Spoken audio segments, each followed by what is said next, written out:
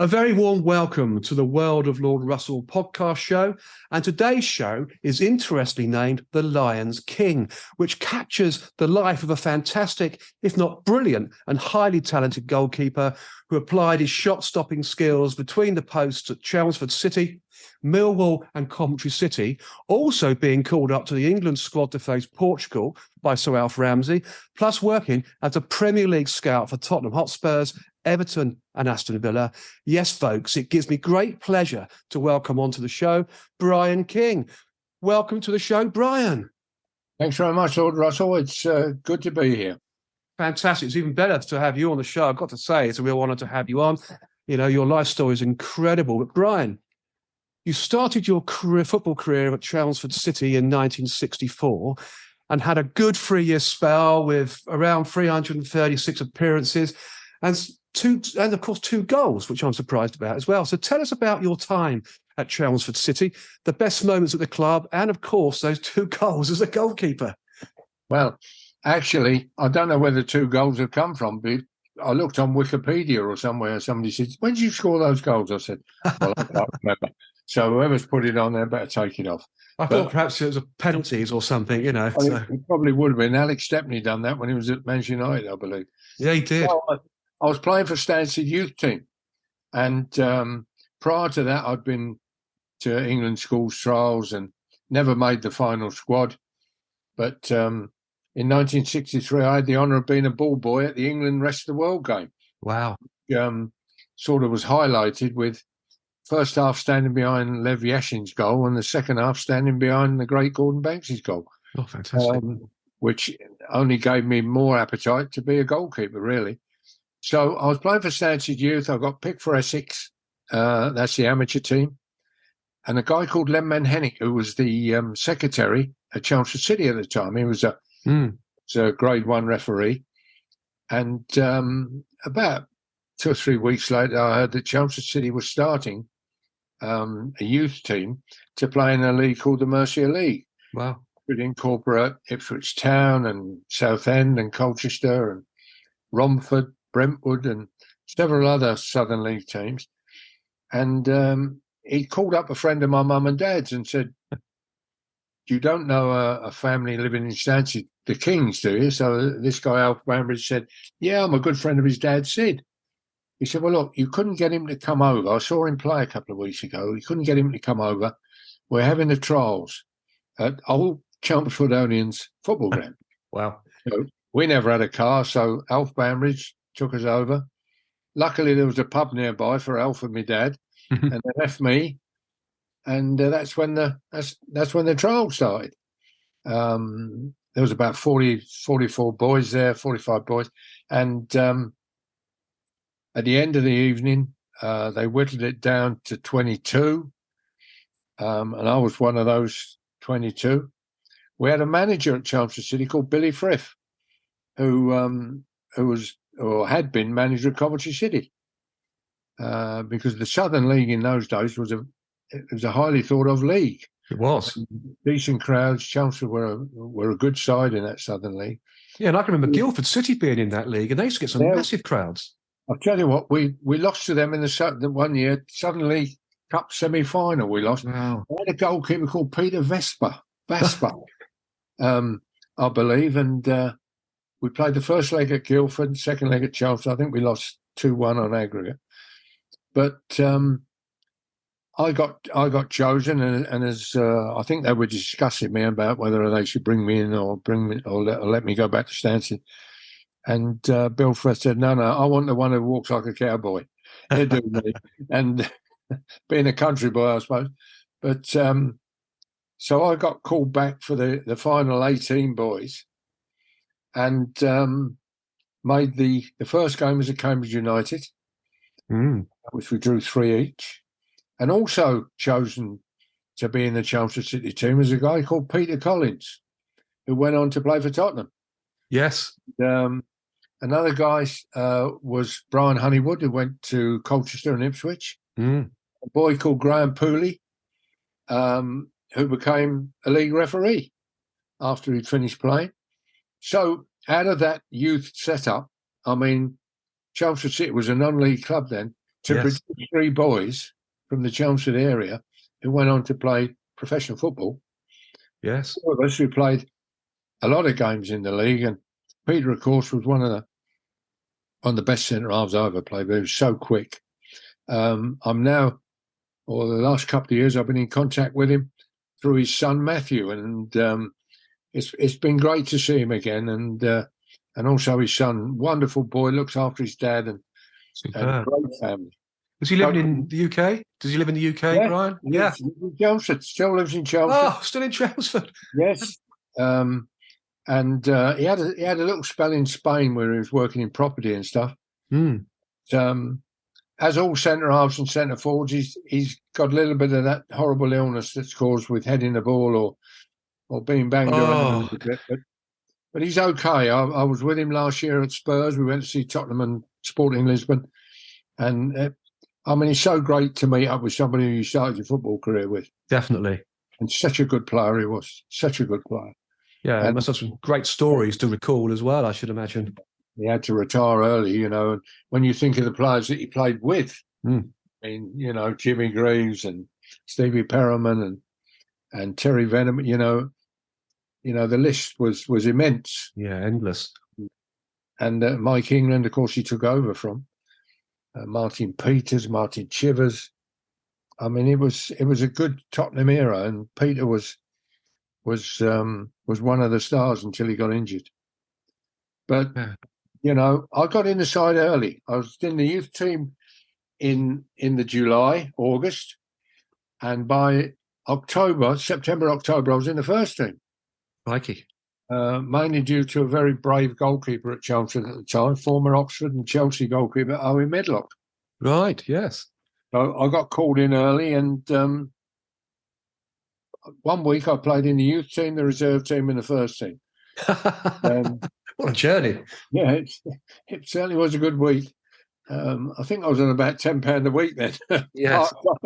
But no, and we played in the Essex Senior Cup final or Professional Cup final at Southend, against Southend. And I had quite a good game that night, and we had a guy playing for us called Peter Shreves, who went on to become Tottenham manager, of course. I remember Peter Shreves, yes. Well, he played in the same Chelmsford team as me, and he'd heard that Tottenham were interested in me, as they were Peter, and also Millwall. I think Portsmouth were on the edge, and Newcastle United, but the 2 clubs that interested me were Millwall and Tottenham. Spoke to Billy Nick, and of course, totally in awe of the man. When you're a great manager, and the same also Benny Fenton. Benny Fenton was a big name in football. His brother Ted was West Ham manager for many years. He was a funny guy, Benny. Yes. He signed a few players in '67, but he rang me up, and the club said, "Look, you can talk to Millwall, and you can talk to Tottenham. We've agreed a fee with Millwall, plus a game." So I get a phone call at home. No mobile phones then, of course. Of course not. It was all down to a landline. Anyway, my mother had answered the phone at home, and she said, "It's Mr. Fenton from Millwall." I said, "Oh, right, give me the phone." And he said, "Look, is there any chance I could talk to you?" Well, I've just got home from work because I was working for the Eastern Electricity Board. Yes. But I just got home from work. He said, what about 10 minutes? Would that be all right? Could I pop up? So I said, well, where do you live then? He said, it's not a question where I live. He said, I'm in the call box down your road. Oh, what a great story. So straight away, within 10 minutes, he was on the door. And typical Benny, he had the biggest bunch of flowers from my mother you could believe. Oh, bless him. So I think the job was done and dusted there. And smooth over the mother, and he's got rid of one of the biggest problems, isn't he? So he breaks that.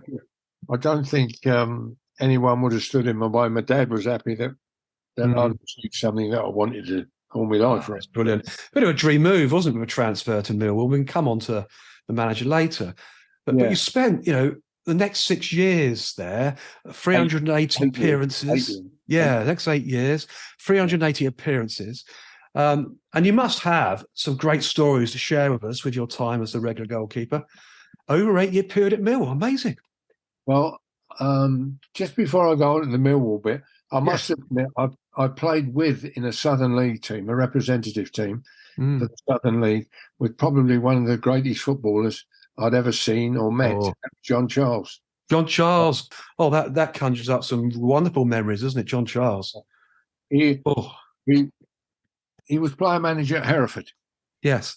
And, he actually tried to sign me when I was at Chelmsford.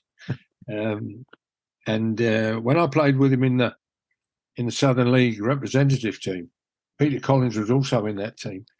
And all he said to me was, "Listen, son, hit my chest, I'll do the rest." And if you're John Charles, you're not far away from the truth there. What a wonderful man, a wonderful footballer. No, it's brilliant. Absolute John. So that takes me on to my joining a club in the southeast part of London, which exactly had a reputation at the time, to say the least. It probably still does now a little bit, doesn't it? To be honest, it's hard to get rid of. For me, it's a wonderful reputation. I mean, it's one of the. It was one of the old Den was one of the great places to play English football. Yeah, and I had the privilege of playing there an awful lot. And at the start, it was tough. But are you allowed to swear on your programme? Or well, I don't personally swear, but then that's me. But if you want to swear, you can. I'm not worried. I have to be a bit careful with the language, as you might expect from that neck of the woods. But absolutely, I was lucky enough, as I say, to take over from a great goalkeeper, Alex Stepney. And also the one that was there when I joined was a guy called Laurie Leslie, who was a Scottish international, ex-West Ham, Stoke City. Fantastic man. I mean, he was actually coaching me to take over from him. And he was the first team goalkeeper. But as at Chelmsford, I got my chance pretty early in September, joined in July, got the chance in September in the League Cup, made my debut the first week in October, I think it was, against Blackpool, and top of the division, Division 2 then, of course. And funnily enough, playing for Blackpool was a manager who took me to Coventry, and that was Gordon Milne. Wow. He was playing in the midfield for them at the time. This is the time when Jimmy Armfield played, for Christ's sake. And, wonderful times. But Millwall was a tough place, tough learning ground. Yeah, I can imagine. Yes. I think the main reason I joined Millwall was because of Peter Shreves. Peter Shreves, when he heard that the two clubs, he said, "Listen, forget Tottenham." So I said, "Why? Great club." He said, they haven't long signed a goalkeeper called Pat Jennings. Yeah. And he said, "If you go there, you're going to break the record for football combination appearances. I can assure you of that, because this fella will be a Tottenham goalkeeper all his life if he wants." Yeah. Hang on a minute here. I don't really want to be a reserve for the rest of my life. Well, it's, of course, with Pat Jennings, he had hands like shovels, didn't he? He could pick up the ball and just hold it. Great friend. Fantastic character. And still a good friend of mine, and a wonderful, wonderful man. And I'm sure at one stage he was the best goalkeeper in Great Britain. He had to be. But Shreves, he said, "Look, they've just sold Stepney. They've got an aging goalkeeper there, Laurie Leslie. You might get an early chance." So thanks to Shreves and a fellow called Ken Jones, who played for Millwall at Southend, that was the decision made for me, really. It was. Turning up, I got a letter from the club. I travelled up from Stansted to Liverpool Street, met a fellow called Bobby Hunt, who was a laugh a minute, Bobby. He reckoned his father had a wooden leg, and he had the pattern for keeping his socks up. So I said, well, how's that work? He said, "Well, he puts drawing pins in the top of them." Oh dear. And I said, "What?" He said, "Well, he's got a wooden leg." He said, "That keeps his socks up." So Hunty reckoned that was a patent of the year, that. Absolutely. We went from Liverpool Street to Whitechapel to New Cross Gate, and the famous walk down the Old Kent Road, and Alderton Road, and into the Old Den. Yeah. Yeah. And I must admit, it wasn't a big luxury ground that you thought it might be in those days, but it was as I learned to find out, it must have been the atmosphere of all atmospheres. It was an incredible place to play.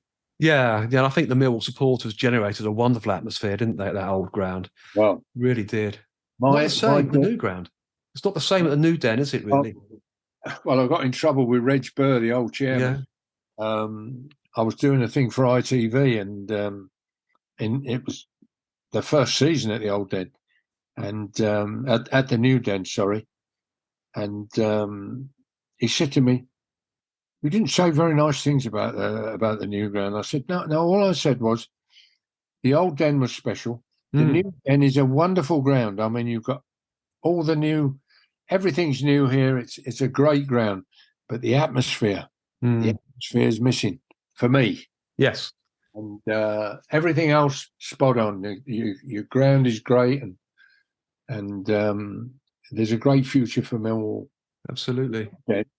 After I made my debut against Blackpool, I was half at fault with the first. It ended 1 each. All got a deflection off of Harry Cripps. I blocked it. The ball went away, and a fellow called Jerry Ingram stuck the ball in the net. So it was 1 each. Now, these were the league leaders. There was about 20,000 there that night. Thought I'd done okay. Everybody was happy with me. Come outside the ground, there's a little group of donkey jackets. You remember the donkey jackets? Yes, I do. The old dockers and that used to wear. And there's this little group, and the bloke says to me, "Hello, mate." So I said, "Hello." So he said, "Do you play in goal then, did you, tonight?" I said, "Yeah, I did." He said, "Yeah, I thought so." He said, "You know what?" He said, "Alex Stepney, you ain't, you useless, you know." And it was a very nice thing to have to walk back to New Cross Street with that. But that's what they were like, though, weren't they? Millwall fans. They were, to salts of the earth, and they told you what they thought, and that was it. Dockers and all. West Ham probably the same. Well, I mean, it was a learning curve, which either you could handle it or you couldn't. The only way you could win them over was to give 100% and put the performances in. That was the only way.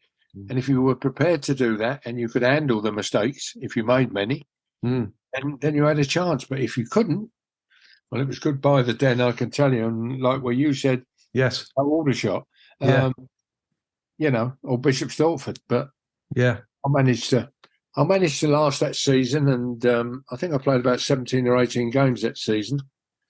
And I had a funny story. We played at.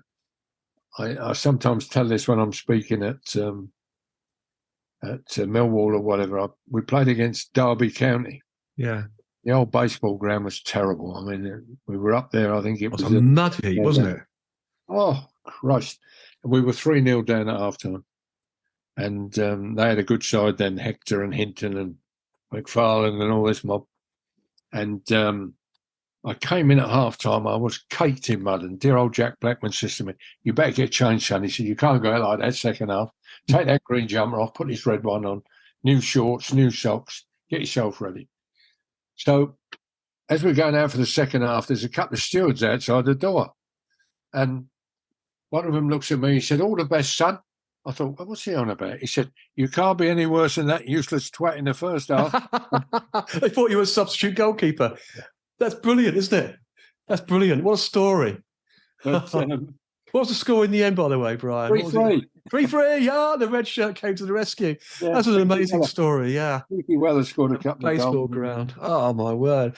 So I remember telling you the story about Teddy Sheringham. He was at Millwall, and George Graham wanted to offshoot him. It's a funny story, isn't it? So he offered him to Aldershot, my club, Aldershot Football Club at the time, and to a transfer, and they said £5,000. I mean, Teddy Sheringham, and Aldershot, typical Aldershot, couldn't raise the funds, so they couldn't afford to pay for him. So he came to Aldershot on loan, and of course it went off after that. It was history, wasn't it? Nottingham Forest, Tottenham, England. Well, he went to Sweden actually after that. Yeah, he did. Yeah, we loaned him out again to Djurgården in Stockholm. Teddy found it quite hard, moving out of London and everything. He coped with it, and he knuckled down. And as you say, the rest is history, because he had a great combination with Cascarino, Yes. and they got Millwall promoted to the First Division. And Teddy, of course, has had a magnificent career. I mean, and he's a lovely boy. I mean, Yes. he went from Millwall.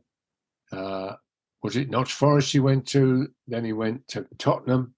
Then he went to Manchester United, and then West Ham, I think, which wasn't accepted very well at Millwall. But I mean, he won everything. He did.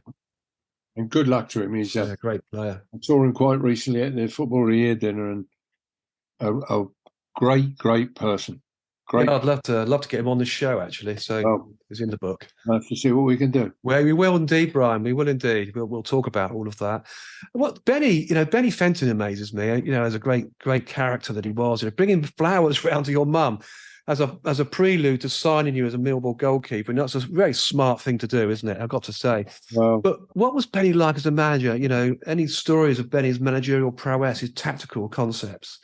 Well, how good was he? Well, when you think of the players he signed that year, 67, like Keith Weller. Yeah, great player. Chelsea. He signed Derek Possey for £25,000. Oh, I can remember Derek Possey. Dennis Burnett for £15,000. He signed me for £5,000. Yes. He was also later on, he signed Gordon Hill for a set of shirts. So it's a bit of a barrow boy, really, was he? Sort of wheeling and dealing. Listen, he was an East End boy, yes, as the family was, and he was shrewd. I mean, all those players he brought in, we were all sold for $100,000. Yes, good profit for the club. Clever man. Could always see a deal, Benny. Always immaculate. I can remember him coming in the bath after, or in the shower area. We had that great big bath, and there used to be an old cold plunge near us, next to the big bath. Oh yeah. And there was a young bloke called Stevie Brown who was standing at one end of it and just fell back in it. About 50 gallons of water come out of it, all over Benny's shoes and his turn-ups. He went bonkers because he loved his clothes. He loved his clothes. Always smart. He used to say to me when he was standing in front of the mirror, "One day, son, you'll be able to afford a tie like this." And I think, character. An absolute character. But we played Hull City one game, and we had a fullback called John Gilchrist. Yes. And John Gilchrist had a particularly poor first half against Ian Butler.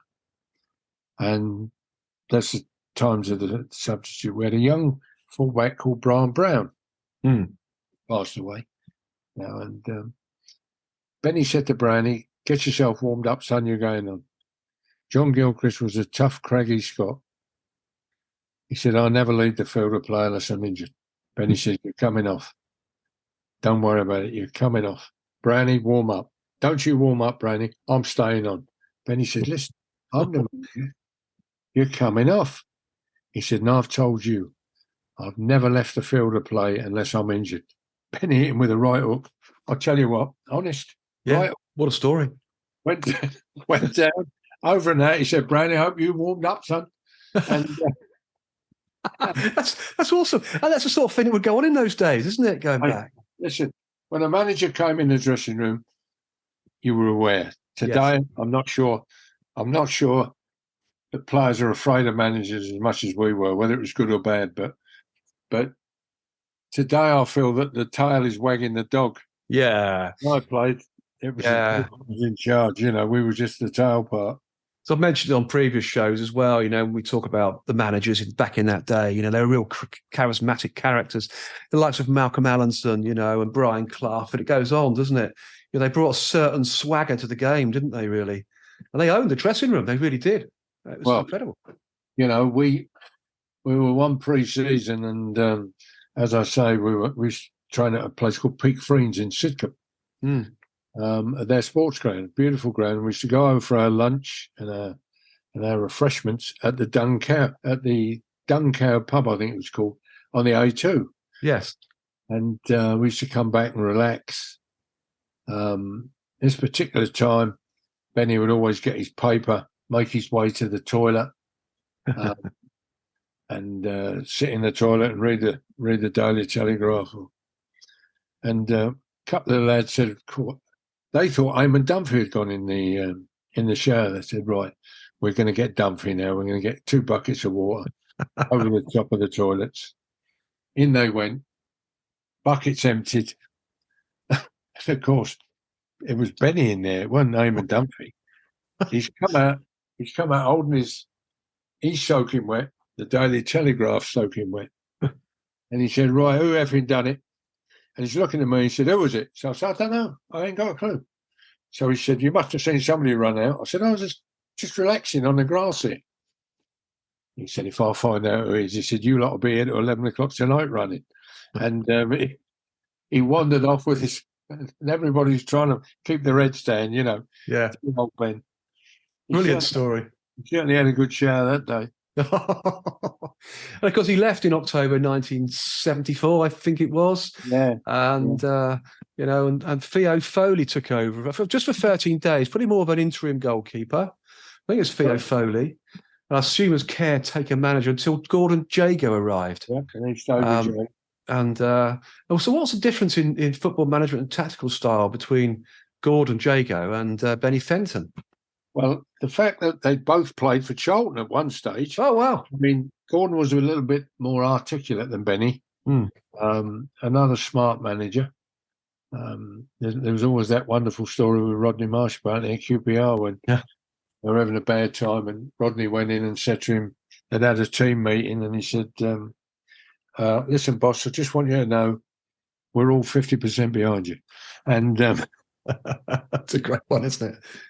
Gordon didn't really see that as being a help at the time. But no, he wouldn't do. Man, Gordon. But after Benny, I mean, the year when we got so close and we should have got promotion that year, it was a very hurtful year, really. We played so well and we were a good team and just missed out with a point and all the problems that...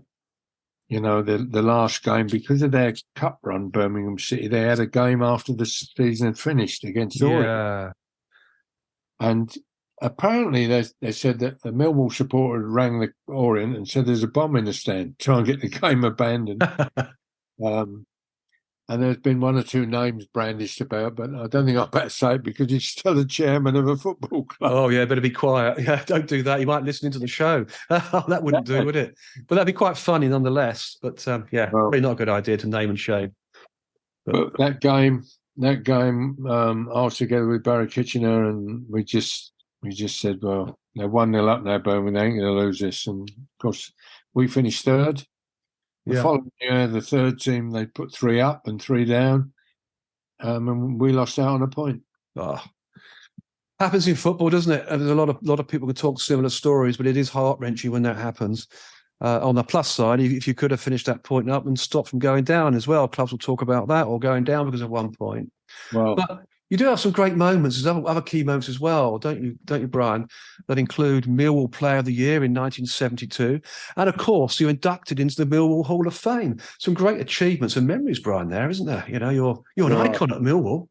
Wonderful. Well, they keep telling me I am, and I must admit I'm very humble when I go back there because it's grandfathers, fathers, and sons that are referring to me. As well, they say you're a legend here, and I'm very grateful that I'm held in that kind of light. And whenever I go back, there's always a warm welcome there. And I think there always will be. I put posts about this show onto the Millwall supporters' sites and so on to get them to listen and so on. And they've all come back. Many comments coming back saying, "Oh, Bryan King, the best goalkeeper we've ever had, such an icon." There's not one bad comment, Bryan. I have to say. That says an awful lot, doesn't it? Well, that's nice. That's nice to know. Yeah. When was I down there at the end of the season, last season? I went to the Sheffield United game, which they'd won 3-2. Actually, at that time, they were in the playoff place. And there was a couple of guys who said to me, you know, how do you think you do today? Do you think you could play today? And Yeah. I think I might find it a bit difficult on crosses and stuff. So Yeah. the bloke, really? I said, yeah, well, you've got to remember, I'm 76. And it, might, Fantastic. it might be a bit difficult coming for crosses. But no, it's for me, it's a great club. I mean, and I can't moan about Coventry City either. They've treated me well. Yeah, we'll come on to that one shortly because there's a bit of a story there as well, isn't there? And also, Brian, you're also named in the Football League Division 2 PFA Team of the Year, not just once, but for 2 consecutive seasons in 1973-74 and 1974-75. That's a fantastic achievement too, isn't it? Well, apparently it's 50 years, isn't it, since the PFA started with that? Yeah. I'm hoping that they maybe think, well, all those players, maybe let's ask or see what the Division 1, 2, 3 and 4. Yes. Let's see how many players are still alive and let's invite them back for the dinner next year. Well, that would be a fantastic thing to do, that would. Well, it would be. Yes. Would be. I mean, when I look at some of the names in the teams that I was picked with, there's some great names in there. I know some have passed away, but there's some great names. I mean, well, when I went through that the other day, I thought, my God, he was a real star. I can remember him. Oh, really? Was he in the second division then, playing for such and such? That was that team that they came up 2 years running with you as the goalkeeper. There were 2 great sides, weren't they? Yeah. Some massive players. Massive players. Funny enough, somebody said to me, I think a couple of years ago at Millwall, there's only been 10 players from Millwall since 72 to the present day that have been selected for a PFA Team of the Year. And you're in it twice, 2 years in succession. I think along with either Tim Cahill or Alex Ray, I think they've been in, but Ray Evans and John Jackson was chosen one year. Well, I'll tell you what, in one of your sides was Mickey Shannon. Yeah. He was then in the second division playing probably, I don't know, Southampton maybe, but he was in that PFA Team of the Year along with yourself. I mean, that's incredible. Yeah. Dennis Stewart, I think, was... he was there too, Dennis Stewart. Lincoln Tello. I think, I don't know whether Asa Harford was in there one year, but I remember Dave Watson. Dave Watson was, he was in it. Yeah. Stuart Houston, Stuart Pearson. Yes. Big names. Yeah. Poor old Bryan King. I wouldn't say poor old Bryan King at all. The young man that you are still, Brian, you were a great keeper. So people do remember that. We'll come on to some of those wonderful moments as we go through the show. But Gordon Jago then sold you to Coventry City in 1975. Yes. I mean, how did you feel about leaving Millwall for the first question, really? Because it must have been hard. And of course, your adoring fans at the time, because Millwall fans absolutely adored you. They loved you, apart from some in donkey jackets that gave you some hard time after a match. But it must have been a little emotional leaving Millwall, mustn't it? Well, it was, but it was an opportunity that Gordon had put to me, and he said, "Look, we've got to rebuild the team.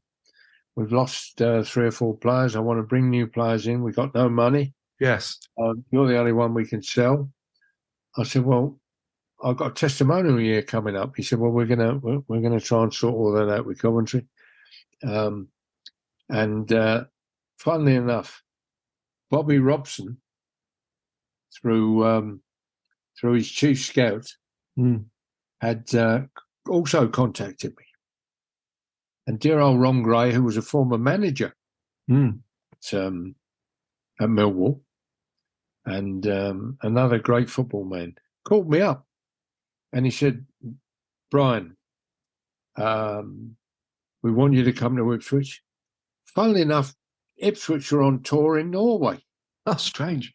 And he said, "Bobby's going to ring you tomorrow, so don't do anything with Coventry yet."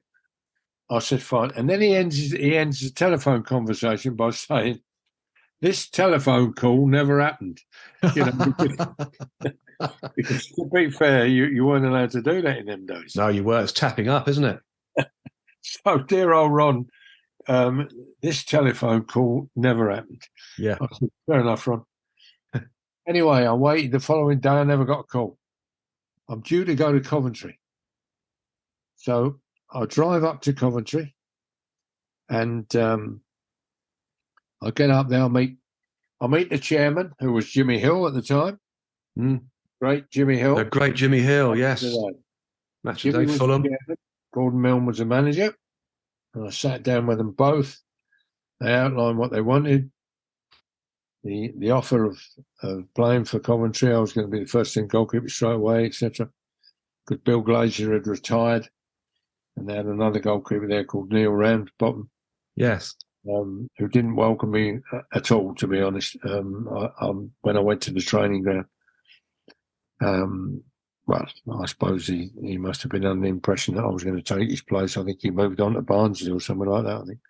But I thought it was a great place. I mean, the training ground at Brighton was, at that time, was state-of-the-art. Had a great training ground, gym, dressing, everything there, you know. And Highfield Road itself was was a lovely little ground, wasn't it, really? Lovely ground. Yeah. Another ground with good atmosphere. Yeah, absolutely. Right in the middle of Coventry. And I went back to the hotel, and I got their offer in front of me, which was good money at that in 1975, 76. Mm. And the reception put a phone call through to me, and it's a newspaper guy called Ray Connolly. He used to work on the Sunday Express. Yes. He said, "Brian, are you in Coventry?" I said, "Yes, I am." He said, "You haven't signed yet, have you?" I said, "No, I haven't." He said, "Bobby will ring you in 5 minutes." Sure enough, he rang me, and we're talking. He said,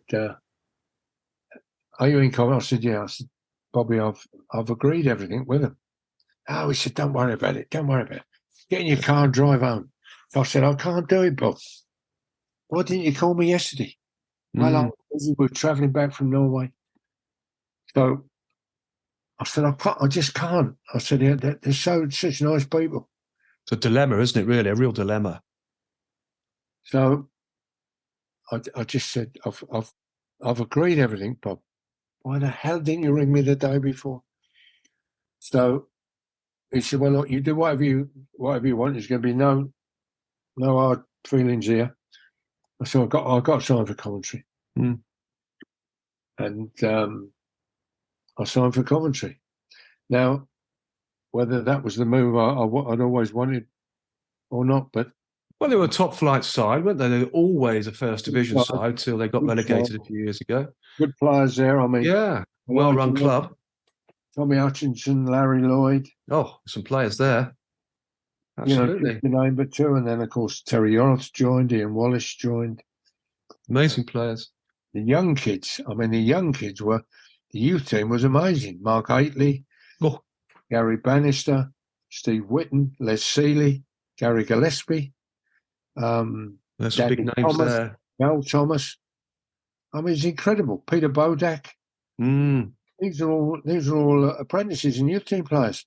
Yeah, great side, great players. With the structure we had. Also, yeah, it was incredible. But you had, 31 appearances at Coventry City in 75, 76. Now, I had this conversation with a Coventry supporter this week, actually, on one of their player forums. And this is when your football career was cut short with a terrible back injury. No. It wasn't that. No. It was... I was playing... I pulled my groin at Newcastle. Okay. And I was out for about 3... It's the first real injury I'd had in... all those years. Millwall, I think I missed 5 games in 8 years. Yeah. Or even if it was that many, I think it was 3 games in 8 years. Well, I worked it out over the years you were there and the appearances you had. You were playing over 45, 44 matches a year, a season. Oh, yeah. I mean, I never missed a league game in 5 years. No. I've got the record number of appearances for a goalkeeper at Millwall still, 302. Yes. That's league appearances. I've got the record for the most consecutive games, which was, I think, 185. Incredible. You played with injuries. You did in those days. You played with injuries. I played with broken ribs, nose, teeth out, broken fingers. Cortisone injections, always in the changing rooms. Terrible things they were, really, but they were used. Unfortunately, that's what's coming back to haunt us today. It certainly does me, regarding one of my ankles and my knee. It would do. And also the old elbow. And of course, we thought that was the right thing to do. course, in those days you did. But of course, the trouble is the damage that's happening inside your body. You can't feel it, but you're going to suffer later in life, aren't you? But you see people going back, suing people for the most, the smallest thing, and people are going back and concerning knowing women or whatever for many, many years. I sometimes thought, why couldn't us players from the 60s, 70s go back to the club and say, well, we believe what you were telling us to do. Really, it was totally wrong. It was totally wrong. It was shocking. Where do you start? You don't. It was a different time then, wasn't it? It was a different time altogether, a different world we were living in. Because, yes, I was around in those days. The changes over the years, the decades is immense. But, of course, brilliantly, Bryan, you were once called up to the England squad by Sir Alf Ramsey as a non-playing substitute for England in this match against Portugal in April 1994, I think it was. I think it ended 0-0 the game. 1974, that would be. 1970.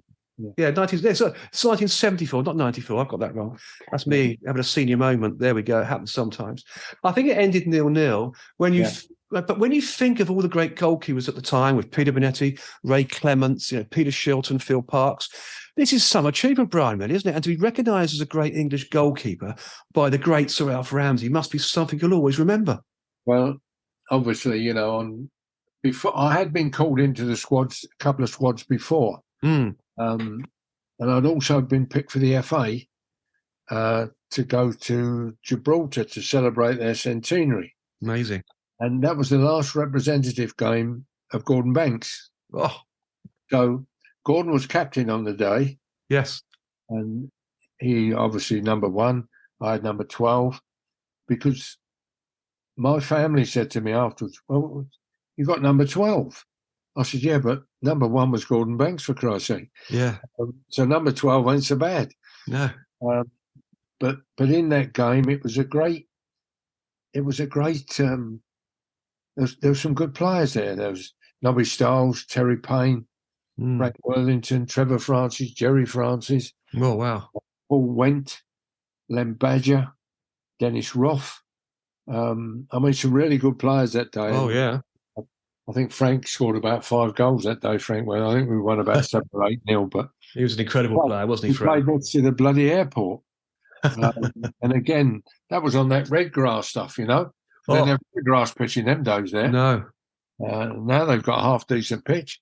And it's funny that if you'd have played against Gibraltar today, you'd have got a full England cap. But then it was just you were selected for the FA. Yeah, so you didn't get your cap effectively, as you say, for that. Your first cap there. Yeah, it was a shame. But it was getting called up for the Portugal game was I think it was the first time a Millwall player had been called up for an England squad since 1936. Oh, wow. So for me to get recognised and for Alf to be the manager, I felt very honoured, because he was a football man. He was a great man, a great man. He knew his football and his tactics and everything, didn't he, Sir Alf Ramsey? He was fantastic. So, that's got to go down as one of your finest moments, really, that call-up. It really has. Very, very proud. Very proud I was. And I also went on the tour in 72-73 season to Eastern Europe. I was selected as a third goalkeeper. And by the time we got back, Bobby Moore said, "You didn't play, did you?" So I said, "No, I didn't." So I said, "I think Alf forgot I was on the trip." And he came up to me and said, "I'm so sorry, Bryan, that I didn't use you, but things changed while we were away, and I hope you enjoyed the trip," etc., etc. About 2 months later, this Gordon Borland, our secretary, said to me, "There's a package here from the FA for you, Bryan." So I said, "Oh, yeah, what's that?" He said, "I don't know." I said, "Well, we'll open it up, Gordon, eh?" We opened it, and it was an England cap from the tour. Wow. Alf had actually sorted it for you. Sorted it. And there's my England cap for. What a story. What a great man Sir Alf was. I got a cap in the post. That's brilliant. That's brilliant, isn't it? I mean, he was a gentleman, wasn't he? I mean, he Absolutely. he was a real gentleman, and I'm sure he would have used you. The other things do change on tours and other commitments, but at least you got your cap. Well, he caught me actually because I was coming up from Chelmsford. Mm. Because I was living at East Hanningfield at the time. I was married to Rosemary, and we just had a daughter, Charlotte. And I had all my FA stuff, the blazer, the flannels, the shirt, and the tie, all dressed, ready to go, waiting for the taxi to take me to Chelmsford Station. And my darling daughter, Charlotte, decided to do something in my lap, which made an immediate panic. And I've got a spare pair of grey trousers. Funny. Managed to get a taxi. So get on the train at Chelmsford to Liverpool Street, and it's packed. So I said to the guard, "Excuse me, mate," I said, "can I sit in first class?" I said, because, I've got the bag here and whatever. He said, yeah. He said, "Go on, it's only a short trip, Chelmsford to Liverpool Street. You're all right." So I'm sitting in there, and coming down the corridor is Alf. Well, I'm thinking, I think he's seen me or what, and he walked past me. He never acknowledged or anything. So we're at the White's Hotel at Marble Arch. And Dennis Follows was the secretary of the FA. And he said, "Right, all you boys with expenses, please come over here and we'll sort them out." So I got my train ticket, my taxi. And Alf says to me, "Bryan, can I have a word?" So I said, "Yes, sir." He said, "Is that a first class ticket?" So I said, "No, it's not actually." "Why'd you ask?" He said, "I saw you sitting in first class." I said, "Well, I'd asked the guard if I could go in there. There's no seats." And he said, "Yes." So I went and sat in there. "Oh, very good," he said. "Very good. I travel up regularly on that train," he said. "I've never sat in the first class once. I have a second class season ticket." I said, "Well, good for you, Alf." I said, "But when the chance come, I asked the right man. He said I could go in there. I read my paper." Yeah. Yes, he said, "Good initiative. Good initiative." Wandered off. Probably found Sir Alf Ramsey probably did it himself after that and kept it quiet, and Well, got himself a seat in first class. Good story. He's a fellow who I must admit we were all in awe of. I think everybody was, wasn't they? That knew Sir Alf Ramsey. There's no doubt about that. Wonderful. And then after your playing career, you went into football management, I think, for Jerv Football Club in Norway, Falkenberg Football Club in Sweden. Yeah. And how did the transition into football management go? Any notable achievements? Because not all players make good managers, do they? I had quite a few over here, but the reason I went was because I was working with the goalkeepers in the youth team at the time at Coventry. And I was doing a bit of scouting for Gordon. I was going out to look at opposition and doing opposition reports because I was already I'd already obtained my prelim and my full badge. Yes. 69 for my prelim at Highbury under the great Don Howe and Steve Burdenshaw, who took us. And then I went to Lilleshall. Again, Don Howe was there, Jackie Goodwin, and other staff coaches, and got my full badge. So I was thinking about coaching then, but I missed playing terribly. I mean, I really missed playing. I thought, I don't think I can stick much more of this. Maybe it'd be better going on a building site or doing something like that. Yeah. But funnily enough, I got a call from another very well-known manager called Bertie Mee. Oh, it's a famous name. And Bertie was on the FA selection committee or whatever. And he said to me, "Bryan, have you ever thought about coaching or managing abroad?" And I said, "Well, not really, but if the opportunity came," he said, "Well, look, I've got a friend who's in Norway. His family own a shipping company called Ugland Shipping, and they're looking for an English coach. Would you consider it?" I said, "Well, yeah, I'll consider it because at the end of the day, by the time June comes, I'm out of work." And he said, right, I'll fix it up. Before that, he said, can you go and do a 2-week coaching thing at Pontins in Breen Sands in Somerset? Oh, wow. He said, I know Sir Fred Ponting. I think he was Fred Ponting then. And they need a football guy down there to put on some coaching sessions for the kids. He said, Ron Atkinson will be there and all. We said, yeah, Bit of fun. All right. So anyway, I said, okay, we'd do that. We had a 2-week holiday in Somerset. Very nice. I never thought I'd go to an holiday camp, but it was good. And took the family there, or my daughter, as she was then, and my son was just a baby, Peter. And we were there for 2 weeks. And funnily enough, there was Ray Reardon. Oh, He was doing the snooker. Dracula himself. Yes. And Chester Barnes was doing the table tennis. A fella called Pat Roach. God, it's a lineup down there. Was putting on the wrestling and one thing and another. Bomber from All Feet Own Pet. Myself and Ron were doing the football. Ron was only coming in for a couple of days. I was there every day. And, it was great. We had a great time and the weather was good. I come back from that and then I got the date where I was going to fly to Norway.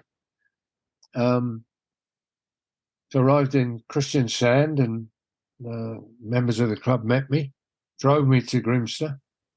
I hadn't been to Norway before, and what a beautiful place. I mean, the fjord. It just you could have stopped every 25 yards and took a photo. It was. Yeah, it's beautiful. Photo opportunity land, this was. So I got there and I met the board and they told me that there was another coach, a German guy who was also being considered. I was there for 3 days, met everybody, had a good look round, went home, got a call from Bertie again, and he said, I think you're all right. I think you're going to get the job. And I said, well, that'd be great if I do. Anyway, get a call, got to go down to London to meet Lars Hoogland, one of the sons of Jago Hoogland's company. Met him. They offered me the job. They gave me all the things that I wanted in the contract. I was going to earn more money doing this than I was playing. It was brilliant. So I decided to sign a 2-year contract and keep the house in Kenilworth as such. Initially, if we liked it, we would sell it. So first year I got there, he said, look, we want 3 English players. We want 3 English players to come here, young players who could settle into the Norwegian way of things. Now, the first one was a guy called Gary Goodchild from Arsenal. Mm-hmm. The next one was Alan Clarkson, who was at Man United, but had been released, England schoolboy captain. Gary Goodchild played for England schoolboys. The third one was Paul Wilson, who came from Norwich. Again, 3 young players on the verge of being released by good clubs. So we signed these 3 players. And to this day, all 3 are still in Norway, along with me. They really? You've changed their life completely, along with yourself, Brian. There you go. Wonderful. I've seen them since. We were at the 100 years anniversary of Yerv. I met them again, and all 3 have had a very, very good life and have married Norwegian girls or been with Norwegian girls and yes. stuff. Got children. So it did change their lives, and it changed them for the better, I think. Sounds like it did. It answered J.J. Hoogland's question of, do you think you could find 3 boys who would settle into the Norwegian way of life? And they did. You did your stuff, Brian. You proved your worth. You proved your worth. And then, of course, you became Premier League scout for Tottenham Hotspur, Aston Villa and Everton. I mean, these roles, must have been hugely rewarding and discovering new football talent for those clubs. So one story I want to focus on, and you actually told me about this yesterday, There is this one notable story of interest. When you were Scandinavian scout for Everton, and in 2016, you recommended that Everton sign no other than Erling Haaland. Everton took Erling Haaland on trial, but rejected him, saying he'd lose his effectiveness if he got older. The transfer fee in 2016 was reportedly around £60,000, which is incredible. What a huge mistake by Everton, Brian. What is Erling Haaland worth now after his success at Manchester City? I mean, it's a story, isn't it, this? Well, I would say today he's worth about 150 million, I would think. Oh, precisely.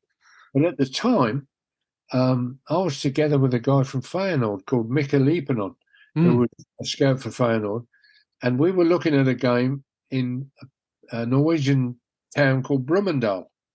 Norway were playing Sweden, under 15s. Yes. The game due to kick off, it was it was raining, miserable day, September. Alfie was there, his father, along with other mothers and fathers, of course, and that was it was a foul day. Norway were going to kick off, and this is actually on YouTube, I think. Norway were going to kick off. There's a boy from Stabæk who knocked the ball to Erling. Erling looked up, saw the centre half and the goalkeeper of Sweden talking on the 18-yard line, or 16-metre line, as they say. One step, one hit, he's just put it over the top of everybody in the net. 30 seconds, 1-0 up from 55 yards. I mean, straight away we thought, Jesus Christ. Who is this boy? Yeah. Did you see that? Or what? But he was so powerful at that age. And to be fair, clubs could think that way. That's how academies and other scouts and people associated with clubs could think that he's now 6'3", he's 15, and everybody around him who plays with him grows up and become their full sizes or whatever. Maybe he won't be as effective. But I didn't agree with that. I thought he would be. And we could have signed him a second time. Steve Walsh was at the club. Yes. I told Walshy about him, and he brought him in, and his father, and they were in Walsh's office, and I believe at the time it was around €2 million. I think it was. He was either going to move from Brina to Mulder, which meant that there was decent fee involved, about 200 grand, and again was rejected. They didn't follow it up, and it's one of those things that is the frustration of being a scout. It is. You know, I've been lucky with the managers I've worked with. Yes, I've worked together. How I first got into scouting was I used to have English clubs over here for pre-season to come to my club, whether it's Falkenberg or Jerv or certainly Falkenberg and Jerv. I had two clubs come over. No, I had four clubs. I had Chelsea first with Ken Shellito, who was manager. Ken. He came to Jerv. Then Terry Venables, Crystal Palace manager, came for 2 weeks pre-season. And then I got, when I was in Falkenberg, I got Sven-Göran Eriksson, came to Benfica twice. And also Jim Smith brought Newcastle over because the facilities and the games that they got at that time of the year were good. Facilities were good. Matches were good. It was a mid-season break in Scandinavia. And that was a very popular thing to do in the early 90s. But now, of course, they go to America, the Far East, Japan, Australia for big, big money. They do. Big tours and big money, as you say. And Norway is pushed a little bit aside. But my first job really was Alex Ferguson took the club over in 1986. And they had a scout at Man United who'd been working with Ron called Tony Collins, who was also Don Revie's scout for many years. And Alec had called and said, with Tony, there's a player been recommended to us. What do you think? I said, well, the name of the player, he told me. I said, no, I wouldn't bother. He said, look, Alec's got to come over because he's a good friend. He'd helped him a lot when he was at Aberdeen. So out of courtesy, he's coming over. I said, okay, I'll pick him up. And you at Fornebu, which I did. We went to the game. It was Fredrikstad against Start. The player was Klaus Eftervolk. A decent player, good standard player, but never a Manchester United player. Right. And we're sitting watching the game, and Alex says to me, what do you reckon? So I said, well, you're the man who's decided. No, this ain't for us. Any good restaurants in Oslo? Yep. Right, we're off. Half time, we're away. So that was the first time. I then sent him a young player who I'd seen playing in America. I was a representative for the Norway Cup, and I had a thing at the Norway Cup which was the start really of a goalkeeping school, where all the teams that were at the Norway Cup, they could send their goalkeepers in the week. We'd have something like 30 a day come in, and yes, I'd have specialist goalkeepers with me as well. Chrissy Woods was over 1 year. Eric Torsveit, Fruda Grudos had all worked with me at the camp. So I'm in America, and it was the USA Cup in Minneapolis first and the International Cup in Denver, Colorado second. The people of Denver, Colorado said, could you pick an all-star team? I said, yeah. So I did, and I included a kid playing for KFUM Oslo. Right. Who played as a sweeper. He was 16, just coming on 17. Reminded me a little bit of Bobby Moore, the way he read the game and how easy he got rid of his passes. And I got back and I said to Alec, I'll tell you what, there's a kid over here I've seen now. I've been in America. Different class. How old? 17. He said, well, can we get him over? I said, yeah. I met his mother and father, talked to him. He's over the moon at the thought of it. We can get him over. So he went over. 3 days, Alex said, I'll sign him. Brilliant. He said, right, what's his international criteria? So I said to Henning, have you played for Norway at any age limit? Never been picked. So he couldn't go to Manchester United, and the player was Henning Berg. Yeah, I was going to say, is it Henning Berg? Wow. And he was a great player too, wasn't he? Fantastic Great player. servant and a very, very good player. Good footballer. I had a message from him the other week actually asking me how I was, and wonderful. He's working now for television here. Yes. But he's been in Cyprus. I think he's been in Hungary. He managed Blackburn, didn't he? He did. So he's also he's still involved with football, and a very nice family, a very nice man. But that led me to then I actually went and worked for an agent for a little bit. An agent called Jerome Anderson. And together with Alan Mullery, we worked with him. And my brief was to bring in players into the agency because he was quite big in Arsenal at the time, Jerome. Right. He had Tony Adams and Paul Merson and these kind of players. I think his real star of his agency was a boy called David Rocastle, who was a wonderful. Oh, he was a great player, wasn't he? At Chelsea as well. And sadly, absolute magnificent footballer. Passed away too soon, didn't he? Far too. Real shame. So my first initial people I brought, it was Ian Walker and his father, Mike Walker. We then got Brian Horn in, the former Millwall goalkeeper. I then worked on a goalkeeper called David Seaman.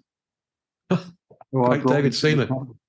I brought into the company, and within, I think, less than 2 weeks, he was signed by Arsenal. Amazing keeper. And that was a great signing for me for the company. That was followed by Matt Letizia. Do you've been responsible for some great players then Well, coming through this agent into the British football. That's an incredible story. I didn't like the agency business at all. I didn't like them going behind managers' backs and all this kind. I wish I had done. I wish I'd have stuck at it because I'm sure I could have had a lot of decent players. But Yes. then I got a call from Roy Hodgson. Oh. And Roy said, look, there's a club in Sweden looking for a man. Would you be prepared to go back to Scandinavia? I said, well, I'm living in Scandinavia, Roy, you know that. And I worked a little bit with Roy in Malmo with his goalkeepers. He said, well, look, Falkenberg are looking for a manager. Would you be prepared to go and talk to them? And I said to Jerome, I'm not enjoying this agency stuff. It's too much cloak and dagger and, you know. So I went there and I got the job. And I had 3 years there and we had 2 promotions. In all, the teams I've had in Scandinavia, I've had 9 promotions in 16 years. So you're going to have your statue put up soon at one of these clubs, I think, aren't you? Surely. But like John Mortimer, he had his statue put up at Benfica, I think. And I knew John. Yeah, he was a great player. Yes. I worked with John at Southampton, funnily enough. Oh, did you? Oh, it's incredible. Yeah. So I knew him when he was Portsmouth manager, and because his brother of an old sports master of mine, Charlie Mortimer. Yeah. I learnt the game of football through Charlie and also John. And then he went off to Benfica. Brilliant story. I worked a little bit with the goalkeepers at Southampton when Chris Nicholl was manager. Oh, yes. And I've done a bit of scouting with them and stuff. And it was funny because I was getting a bit fed up with board members in Scandinavia making sure they told you they knew more than you did. Oh, yes. Which didn't go down too well with me. So I thought, well, it's time to finish here. And I did. I came back to Norway. And as you might be aware, I live in Kongsberg. Yes, I'm aware of that. And the direct translation in English is Kingstown. By design or just by just happens? Direct. Kongsberg is Kingstown. Kingstown. Your town, Brian. It's your town. That's it. If I'm going to go anywhere, it'll be here. And on that note as well, we do have to mention your autobiography too, The Lion's King, which is the name of this show, of course, which is portrayed as a boisterous, warts and all autobiography, which it is. It must have some fabulous stories, Brian, outside of what we've already discussed. Is there anything in there that we haven't talked about, even non-football wise, that you think, well, that's a great story? Actually, it doesn't cover my scouting. Another book, I think. It only goes up to 98, I think it goes up to the book. Yeah. But I was home here one day and I get a phone call from a very famous centre forward who was an old mate of mine called Peter With. Oh, Peter With, yes. And he said, we're looking to start some scout to look into Europe for scouting. How would you think about handling Scandinavia and Northern Europe? I said, well, what's the manager think? He said, well, the manager thinks it's a good idea. How do you feel? I said, well, shall we meet or what? He said, yeah, come over, we'll have a chat. Went over, the manager was Brian Little. Again, lovely man, great footballer, great villain. He was a good footballer, yeah. But after about, I think it was less than a year, he resigned. Which immediately I thought, well, that's going to be the end of the scouting here. But a guy came in who I knew much better than I knew Peter With or Brian Little, and that was John Gregory. And John, for me, and still is, one of the best coaches and managers I've worked with. Villa were in the bottom 3 when he took over. They finished up playing in a UEFA competition. Yeah, it says it all, doesn't it? In the following season, I think they were top of the league for about 14 weeks. And at Villa, and as John has said on many occasions, you brought in one of my best signings. And that best signing was Olaf Melberg, who went on to give great service to Villa and earn over 100 caps for Sweden. Wow. Wonderful centre-half. We had the chance to bring in Freddie Lundberg as well, but dear old Deadly said, no, I'm not paying. so we missed out on him. I was there with John. He went to Derby. He asked me to go with him. I said, look, get yourself settled in because I'm enjoying being at Aston Villa. Yes. Graham Taylor took over along with John Dean, dear old John Dixon. Dean, yeah. And I worked then with those two. And we brought in Irving Leonardson, we brought in Ronnie Johnson, we brought in Joey Good-Johnson. All done well for Villa and also for Graham. But then I don't think Graham really wanted to be a manager again. He took on the job. It was a big influence, with Doug. Then along came David O'Leary. And for me, that was me finished. They change everything at football clubs. And they do. They always do that. I hadn't gone a week and I get a phone call from another dear friend of mine who's passed away now, Eddie Presland. Right. Eddie was former West Ham, Jeff Hurst's best man, former West Ham, Crystal Palace, and a very good Essex cricketer. A lot of county matches for Essex. And he was chief scout. And I'm going to sing his praise because he backed me on a player who I saw as a young player. And he saw him as well. And we pushed and pushed and pushed. And he signed for Tottenham, Luka Modric. Really? What a great player. Still playing today. Still playing today and a wonderful, wonderful player. Yes, he is. Very skillful. I saw him as a young kid and followed him. I said to Eddie, this kid's a real player. We've got to try and bring him in. And it was after Martin Yole, because my first manager was Glenn Oddle at Tottenham, and then it was Martin Yole, Chrissy Houghton, and then it was Sergio Ramos. Sergio Ramos, yes. Yeah. So that was my time there. We brought in Modric, very happy about that. I then had a falling out with the sporting director, who was Damien Kamoli, which meant that there's only going to be one winner here, and it ain't me. I wasn't worried, to be honest. I wasn't that perturbed. I didn't like the way they worked, and I didn't like him particularly. And again, just a matter of weeks, and I get a phone call from another old pal, Robbie Cook. Right. Robbie had played for Millwall and Brentford. Sadly, again, he's passed away now, Robbie. But he was at Everton. Wanted to put a structure together of scouting in Europe. Wow. And there was myself and Emerson Tom, who was centre half. Yeah. Chelsea and at Sheffield Wednesday, I believe. Yes. And Ian Atkins, the former Northampton manager and Everton player and Sunderland and Ipswich player. We were three of them who were brought in. Tony Forthrop from the Bristol area, worked for many years at Leeds. We were like the four corner pins of it. And there were some other names I can't remember. That's one of the reasons, one of the problems when you get old. You can't Well, that's one of the problems. And are you still involved with football today, Brian? Or you say you're retired, of course. Is there any other interests you have that you fulfill your life, apart from golf? When I was at Everton, I got headhunted by Steve Round to go back to Aston Villa. Right. And I was 70 years old then, and I thought I was quite chuffed with that, to be headhunted. Absolutely. Brilliant. Lasted there. I got, 73. And I'd had enough, to be honest, Lord Russell. I was